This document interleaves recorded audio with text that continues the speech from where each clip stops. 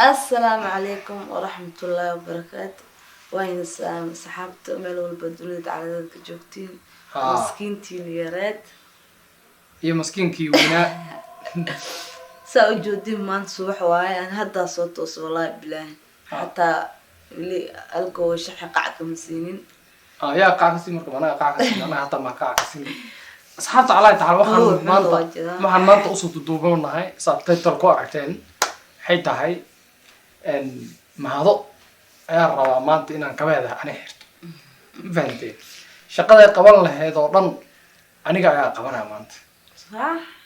bal waxaan rabaa bal inaan aragno inay aragto ayada iyo idinkabana daawanaysiin jamaa wuxuu qaban doono miyuu qaban doonaa mise dhaxda uga tegi doonaa inuu kasoo baxay inta kale hawsha inuu kasoo baxay inta kale hawsha macnaheedu waxay tahay waa hawsha guriga ee qaban jirta mahado anaa maanta qabanahay mahado habeenka hataa markaas saxana maxaa samayn jiray maarag jikada gala waalashaas ka nadiifin jiray markaan jikada gala waalashaas ka nadiifin saxan jiray xalay igu dhahay shaqada biri anaa qabanahay waa sabab waxba dhan ma qaban hadda fadhiga dhan uu isku dhex yaacsan yahay qolka jiifka hadda ka soo toosnay jikada sida camal waalasha dhan saas horta habeen ma subinayno sababtoo maalin baan subinayna qaybta maalinta qaybta habeenka way dhiman tahay iyo qaybta waxa dhiman ani mahado ayada in aan iska ka dhigto qaybtaasna dhiman tahay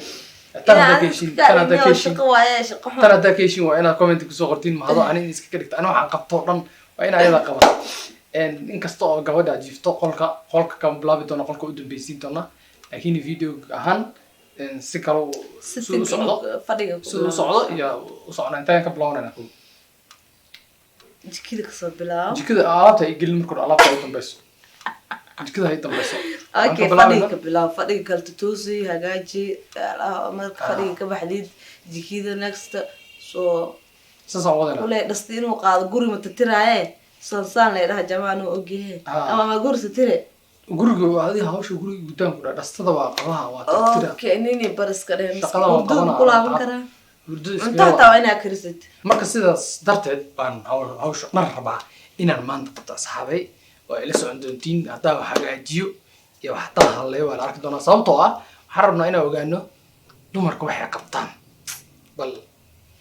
ragga mogtay waa iska seexdaan oo iska soo kacaan shaqa iska aadaan wax ay og yihiin malaha nabeeraatay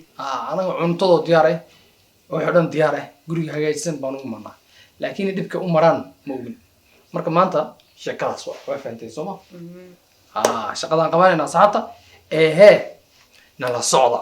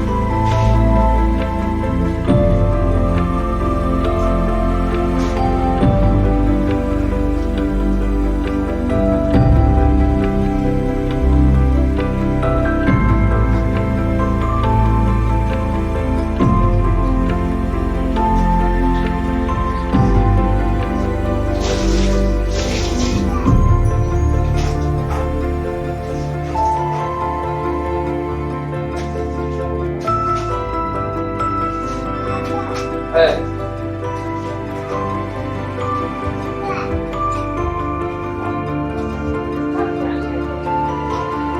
Mama قصة ما هذا قصة يجي كده بروح على مرة اللي تجري